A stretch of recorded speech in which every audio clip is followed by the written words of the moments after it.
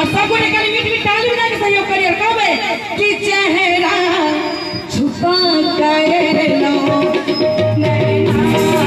झुका कर लो, चेहरा छुपा कर लो नैना झुका कर